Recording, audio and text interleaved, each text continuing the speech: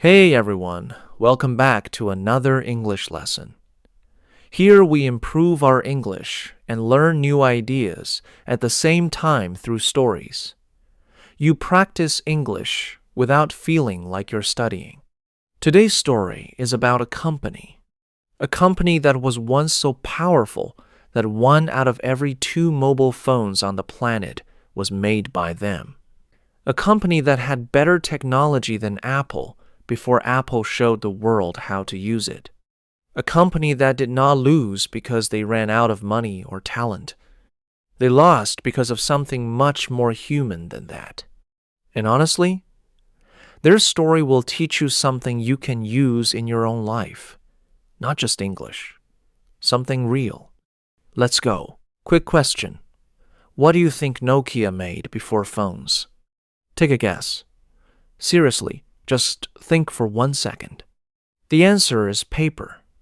Nokia started in 1865 as a paper mill, a place where they made paper products, next to a river in Finland.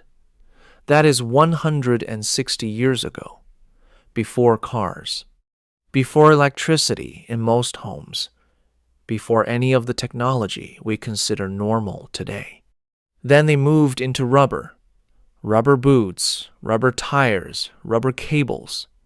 For decades, Nokia was the company Finns thought of when they needed good boots for winter. Not exactly the image of a tech giant. Then cables and electronics. Then, slowly, telecommunications, which means technology that sends information over distance, like radio signals and phone lines. Nokia did not wake up one day and decide to make phones. They evolved, meaning they changed gradually over a long time, from one thing to the next, following wherever the opportunity was. That process took over 100 years. Remember that. We will come back to why it matters. By the 1990s, mobile phones were becoming a real thing. Not for everyone yet. They were expensive, a little awkward, and about the size of a small brick. But the market was growing fast, and Nokia saw it coming before most people did. They went all in. That phrase means you commit everything, no backup plan, no hesitation. Nokia restructured the entire company around mobile phones and moved faster than anyone else in the industry. By 1998, Nokia was the best-selling mobile phone brand in the world, number 1. And they did not just hold that position for a year or two. They held it for over a decade. At their absolute peak, Nokia controlled around 40% of the global mobile phone market. 40%. In a world with hundreds of millions of phones being sold, nearly half of them had that name on the front.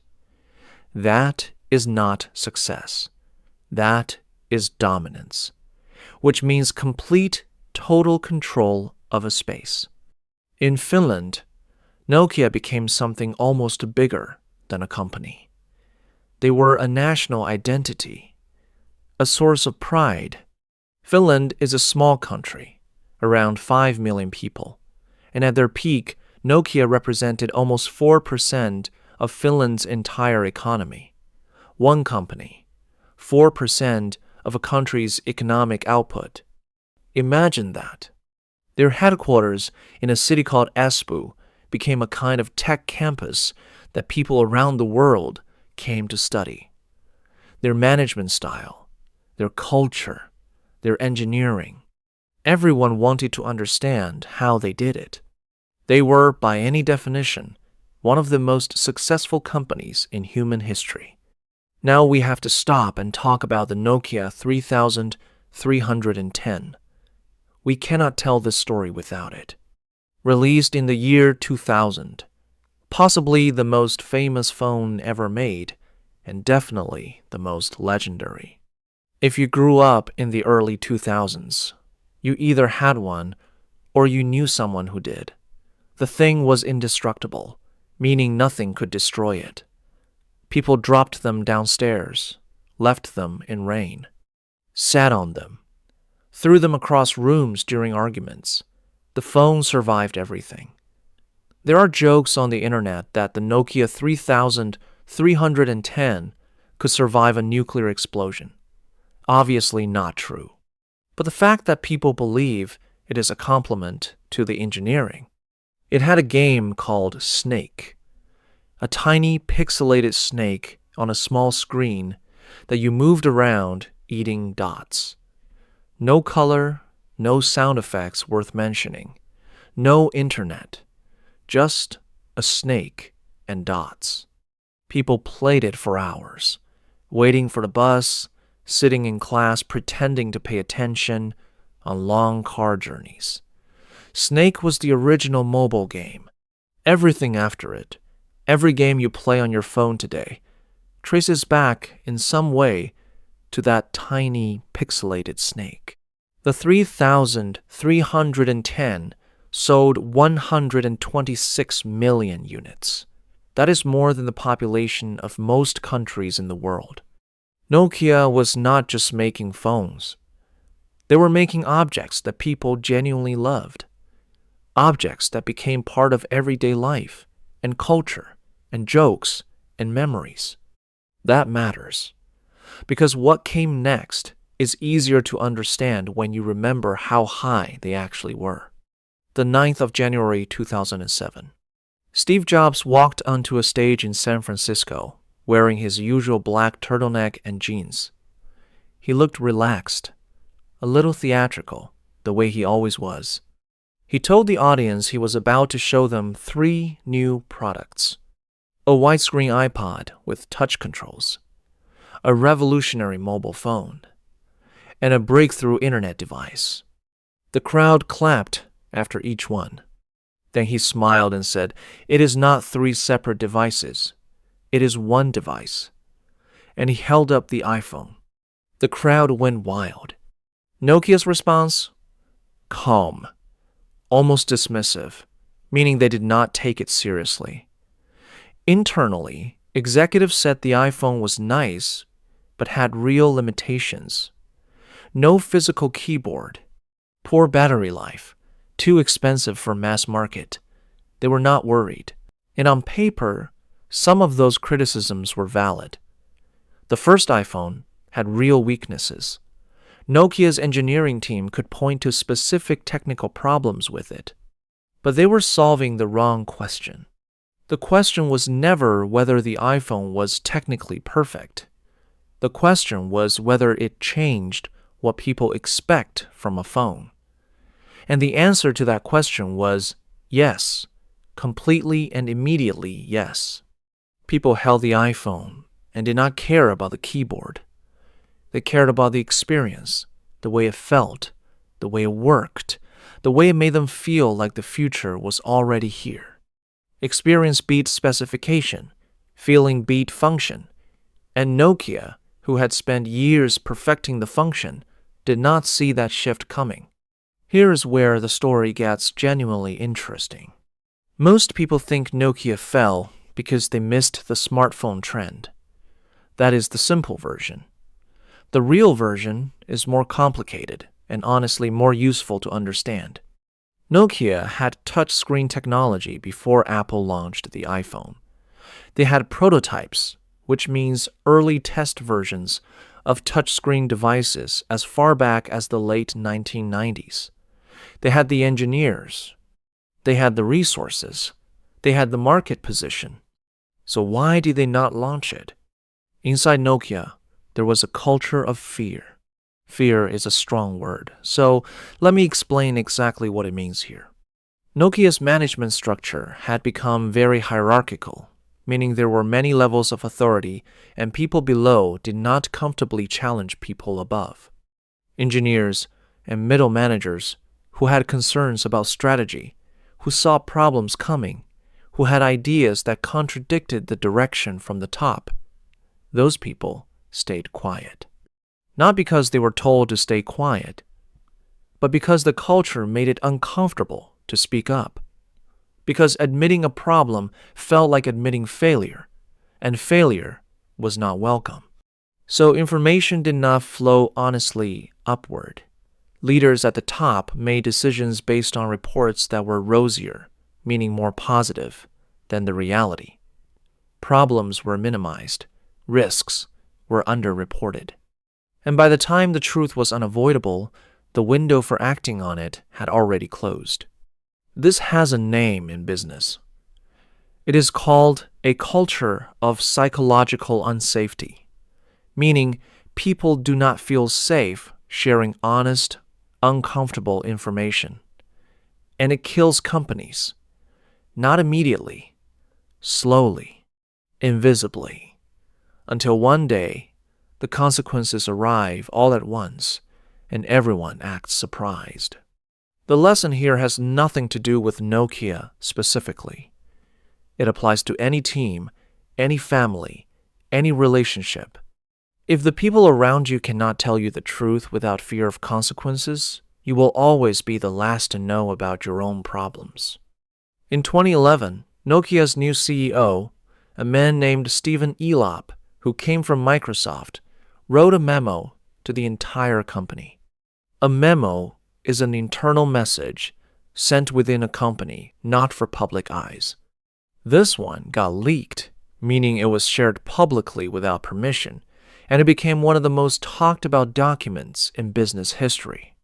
In the memo, Elop described Nokia's situation using a metaphor, which is a comparison that makes something easier to understand. He described a man standing on an oil platform in the ocean. The platform is on fire. The man looks down at the freezing cold water below. Normally, you would never jump. The water is dangerous. The fall is long. The outcome is uncertain. But the platform is burning. So you jump. Because staying where you are is the most dangerous option of all. Elop was saying Nokia could not stay where it was. The market has shifted. Android, which is Google's phone operating system, was taking over. Apple was taking the premium market. Nokia was stuck in the middle with an operating system called Symbian that was outdated and hard to use and falling further behind with every month. The jump was a partnership with Microsoft. Nokia abandoned Symbian and built new phones using Microsoft's Windows Phone operating system instead. The idea was to become the third major player alongside Apple's iOS and Google's Android and carve out a significant share of the smartphone market. It did not work. Windows Phone never gained serious traction, meaning it never really caught on with users or developers. Apps were limited. The ecosystem, meaning the whole environment of apps, services, and devices around a platform, was too small compared to Apple and Google, who had years of head start. By 2013, Nokia was in serious trouble. In 2014, Microsoft bought Nokia's phone business entirely for about $7 billion. A number that sounds large until you remember Nokia had been worth, at its absolute peak, around $250 billion. $7 billion for a company that was once worth $250 billion. That is not a fall. That is a collapse. Here is the part that surprises most people. Nokia did not disappear. After Microsoft acquired the phone business, the rest of Nokia quietly pivoted, meaning it changed direction deliberately into something completely different.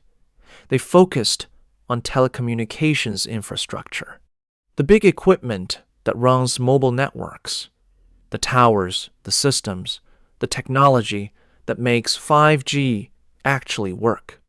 Right now, Nokia is one of the top 3 companies in the world building 5G network infrastructure. Countries and telecom companies around the world pay Nokia to build and run the systems that your phone connects to when you make a call or use data. They are not in your hand anymore. They are in the walls, in the towers, in the invisible systems that make modern communication possible. They also hold thousands of patents, which means legal ownership of inventions and technology that they license to other companies, including smartphone manufacturers. Every time certain technologies are used in phones made by other brands, Nokia collects money. The brand also returned to phones. A company called HMD Global licenses the Nokia name and makes Android smartphones under it. They are not market leaders, but the name is alive. Nokia, as a phone brand in your pocket, probably not coming back the way it was. Nokia, as a company that quietly powers global communication, very much alive and profitable. Now, here's what this story is actually about. Nokia's story looks like a story about technology. About one company winning and another losing. About iPhones and touchscreens and market share. But really, it is a story about something much more human. It is about being the best in the world at something, and then the world changing what it needs. Nokia was genuinely excellent. Their engineering was real. Their market knowledge was real. Their years of experience were real.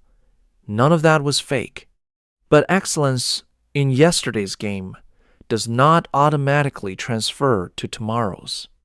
The most dangerous moment for any person, any company, any career is when you are comfortable, when things are working, when the numbers are good and the position is strong and there is no obvious reason to change anything.